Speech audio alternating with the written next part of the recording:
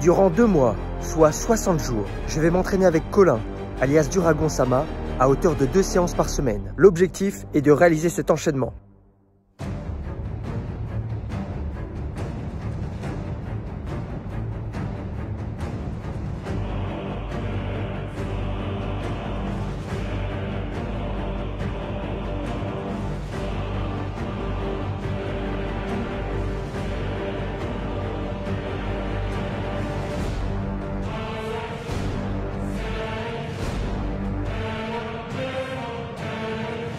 Tout du moins de s'en rapprocher, puisque je suis totalement débutant. L'entraînement va donc s'axer autour de la force et de l'agilité afin de maîtriser les figures statiques et dynamiques. Chaque jour compte et le temps court, alors souhaitez-moi bonne chance. Je te propose qu'on attaque du coup ce qu'on va travailler aujourd'hui et on va commencer juste par te faire essayer le mouvement comme il te vient et puis on va voir ce qui se passe, on va voir les sensations que tu as, etc. Donc je vais te montrer le mouvement et ensuite tu l'essayes. Alors le premier mouvement qu'on va vouloir, c'est le front lever. Donc je vais te le montrer aux anneaux parce que ça permet de placer un peu les mains comme tu veux. C'est probablement le plus simple pour commencer. Donc aux anneaux, le front lever, c'est tout simplement s'aligner parallèle au sol. Voilà. Je te laisse essayer.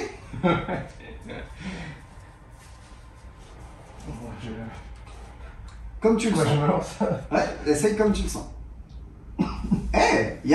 Non mais, mine de rien, ouais. T'as pas fait hop et puis ça s'écroule tout de suite. Ouais. Il y a eu un petit moment de résistance, par contre c'est une chute Je sens que mes jambes sont lourdes. Ouais. Très lourdes. Je sens qu'elles s'écroulent direct. Bienvenue dans le monde du calisthenics, tes jambes seront éternellement lourdes, juste tu pourras faire de plus en plus de dingueries avec des jambes lourdes. Ok, donc ça c'est pour le front lever, on va voir justement comment on le travaille parce que tu te doutes qu'on va pas juste s'amuser à le lancer et puis à un moment il passe. Ça on peut le faire un peu avec l'équilibre, mais avec le front lever ou la planche ça marchera pas. Et deuxième mouvement, ça va être la planche. Donc je t'ai montré la ligne planche, je t'ai dit que le principe c'était de faire pareil mais avec les pieds qui restaient au sol. Donc du coup ça paraît assez évident que une planche c'est ça. Je te laisse essayer. Est-ce que je le fais avec l'élan que tu amènes également? Tu fais comme tu veux. Fais comme tu le sens. J'ai instinctivement envie de coller mes coudes à mes Alors coudes. ça existe comme mouvement, hein. Ça s'appelle le elbow lever, c'est pas du tout une planche.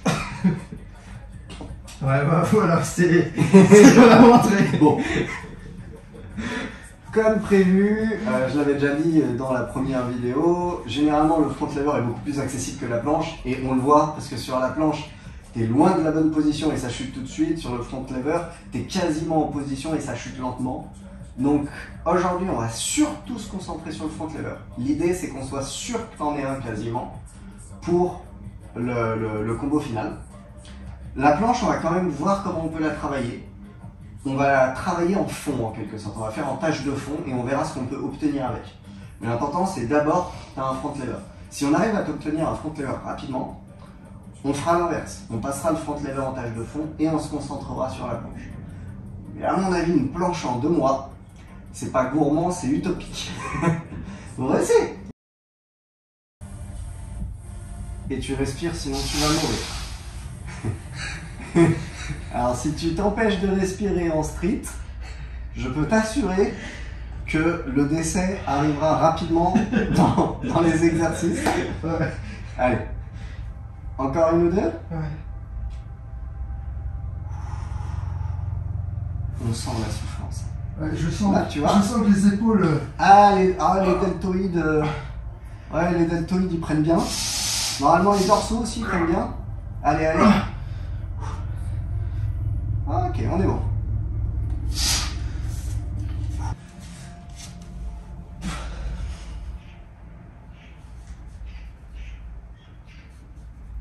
Pense à souffler quand tu forces. Bien. Et bah pareil, on va faire une petite série de... On vise au moins 6. Si tu arrives à en faire 8, c'est pas mal. Allez. Évidemment, on comptait pas la première. Hein. Allez, respire.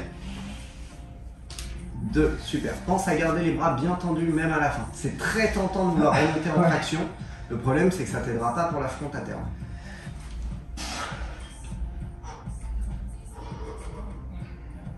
Voilà. Tu cherches vraiment à pousser les anneaux dans le sol. Ouais, mieux. Il y avait l'envie de tracter et tu as réussi à l'empêcher. Ouais. Ah, ça à peine. Ça me tire ça sur brûle. les triceps. Ah oui, ça brûle, ça brûle. Allez. Souffle, souffle, souffle, ça aide. Bien.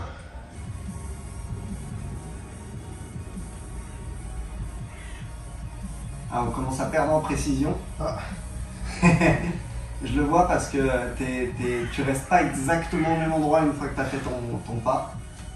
Ah, je bouge après. Ouais. Ouais. N'hésite pas à faire le pas vraiment physiquement, genre à flex un peu le pied et à coller, comme tu fais un pas, à vraiment coller ta pointe à ton talon. Comme ça, tu sais que tu as fait un pas précisément. Ou si tu fais un demi, et ben, du coup, tu mets la moitié de ton pied. Voilà, c'est déjà un peu plus précis. Super. Pense à bien faire la même distance devant et derrière. Ah, les élastiques, ils sont chiants.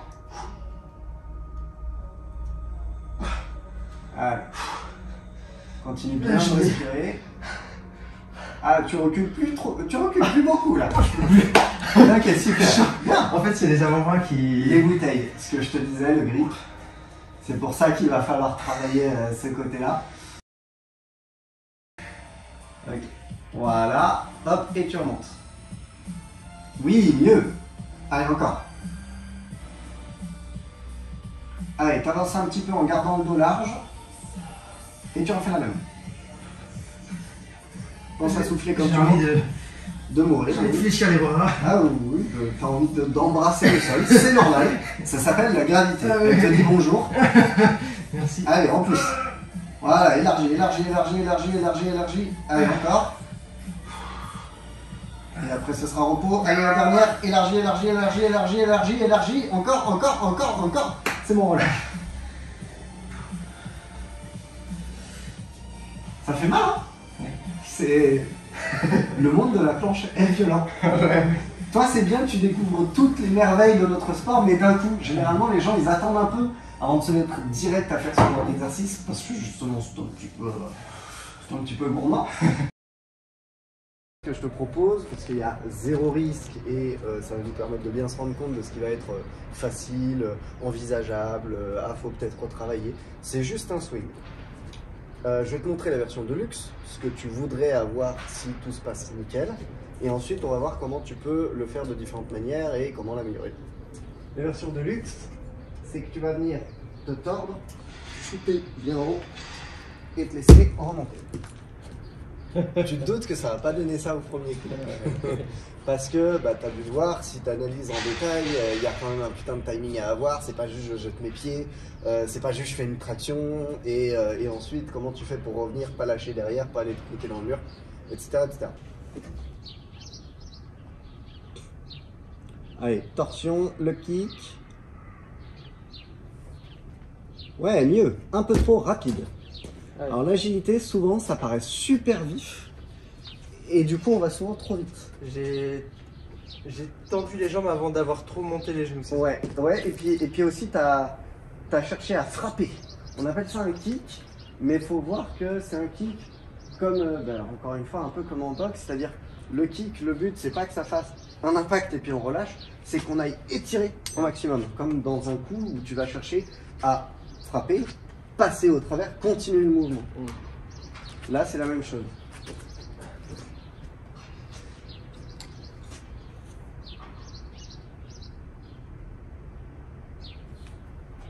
Oui, mieux.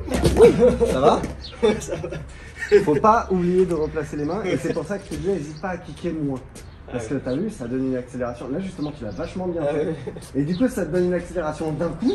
Si tu n'as pas anticipé, c'est chaud. Donc pour le moment, tu peux kicker, tu n'es pas obligé de kicker à l'horizontale. Dis-toi qu'un kick réussi, là où tu as envoyé tes pieds, c'est là où tu vas revenir. Donc si tu as kické à l'horizontale, tu vas revenir à l'horizontale. Si tu as kické en diagonale, tu vas revenir en diagonale. D'accord, plus tu vas vers le haut.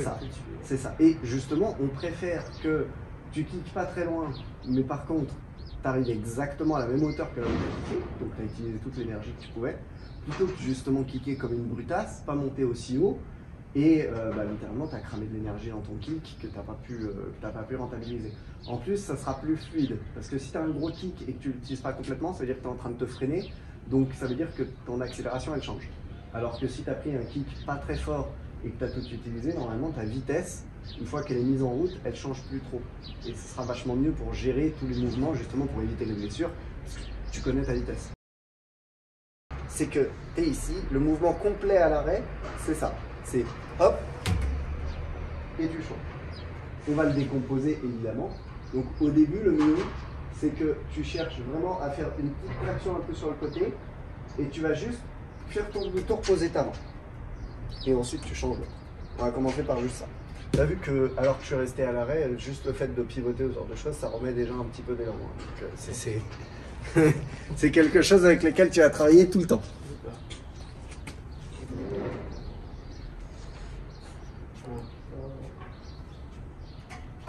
Ouais, c'est ça. Il faut changer notre main. Voilà. Ok, nickel. Alors, tu as vu, tu es arrivé sur le bout des doigts. Essaye de refaire la même et d'avoir une bonne poigne. Moi, j'ai tendance à conseiller, en tout cas pour les débutants, de rattraper avec le pouce en dessous. Comme ça, soit tu peux le mettre par-dessus les doigts, ça fait un bon serrage. Soit, en tout cas, tu es sûr que tu as vraiment pleine main sur la barre. Parce que tant que tu n'es pas à l'aise, quand tu es en prise cup, tu peux très bien être sur le bout des doigts ou à pleine main et pas tout de suite t'en rendre compte. Le problème, c'est que le bout des doigts, des fois, ça fait du flash.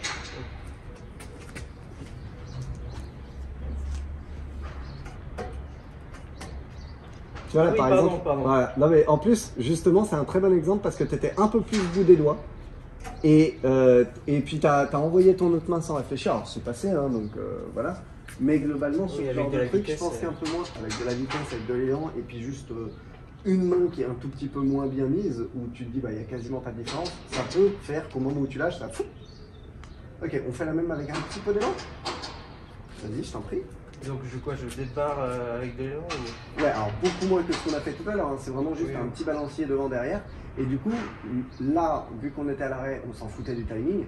Maintenant, tu te doutes que c'est quand tu vas être vers la fin de ton mouvement vers l'avant que tu vas vouloir tourner.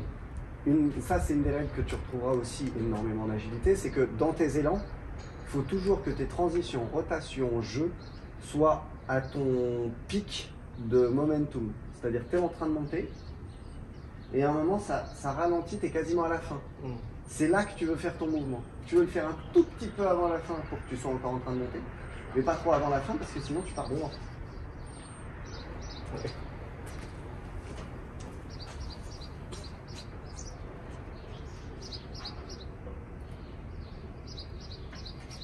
Ouais. Ouais, c'est encore... Il faut que j'automatise le fait de ramener le pouce à l'intérieur. En dessous, ouais, c'est pas naturel. Bah, faut vraiment te dire que tu veux pas passer ta main au-dessus, tu veux tenir la barre à pleine main. Ce qui est différent. Oui. Ok. Alors, c'est nickel, c'est exactement ça. Maintenant, du coup, on va chercher à le rendre plus propre avant de mettre plus d'élan, parce que plus d'élan, c'est plus de risque. Le principe du passe-muraille, alors en fait, nous on considère toujours qu'il faut le rattraper. Mais en soi, le passe-muraille, dans le terme, tu n'es pas obligé de le rattraper. Je te laisse te décaler au cas où mes jambes volent un peu loin. Tu vas être en haut de ton muscle-up et tu vas vouloir jump, passer de l'autre côté et reprendre la barre.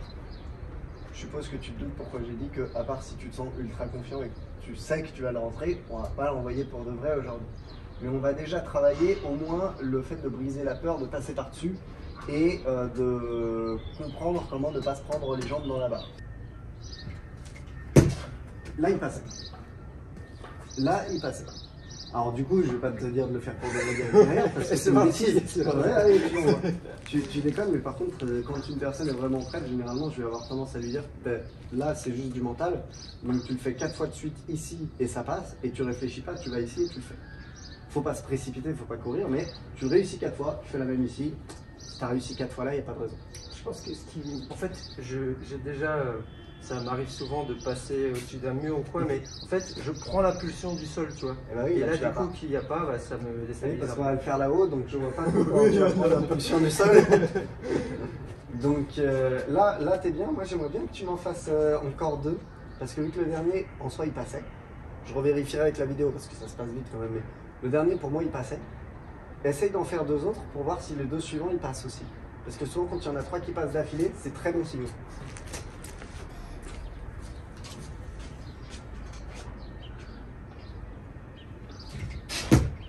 Ah bah là j'ai aucun doute sur le fait qu'il passait parce que t'as pas emmené tes pieds par-dessus le coin. Oui, T'as emmené tes pieds par-dessus la barre. Donc là c'est un vrai. Vas-y, un troisième.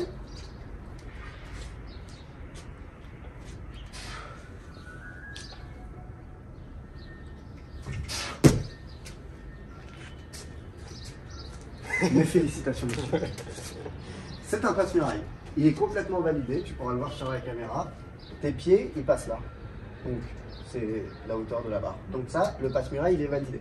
Ce qu'il faudra qu'on travaille après, c'est de rattraper. Parce que le problème, c'est que tu fais ça ici. Bon oui, tu peux faire un passe-muraille et atterrir. Hein. D'ailleurs, la première fois, tu feras probablement ça pour juste la peur. Mais nous, on ne veut pas descendre de la barre, on veut continuer. Donc il faudra faire le demi-tour et rattraper. Mais t'es pas trop mal parce que tu fais déjà un quart de tour en arrivant. Donc c'est à peu près ça. On termine sur un 180, comme ça voudra dire que tu auras appris 2 mouvements en une séance. Pas mal. Donc là, Tu prends un petit élan et tu essaies de faire passe-passe. Pas en même temps, mais passe-passe. Te précipite pas. Si tu as l'impression qu'il faudrait que tu refasses certaines étapes, n'hésite pas.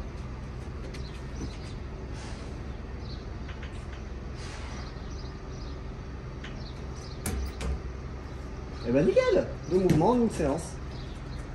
On les rendra plus propres la séance prochaine, avec un 180 où les 2 mains lâchent en même temps, et un passe-muraille. Ah bah oui, ben, c'est ça un 180. C'est pour là et tu fais hop, et tu reprends. Et normalement même tu remets les mains exactement là où elles étaient avant, donc il faut forcément enlever les 2 parce que si tu arrives ici et qu'il y a encore ta main, ça a l'air un peu bête. Et passe-muraille, on fera demi-tour et rattraper. Peut-être même qu'on pourra l'envoyer sur la grande. Suivant, en fait, ça va dépendre simplement si la prochaine séance, le 180 il passe vite, donc on se concentre que sur le passe-muraille. Si tu arrives à rentrer un passe-muraille propre en 10 minutes, bah, on travaille, et on l'envoie sur la grande. allez. On est bon? Ouais, c'est bon.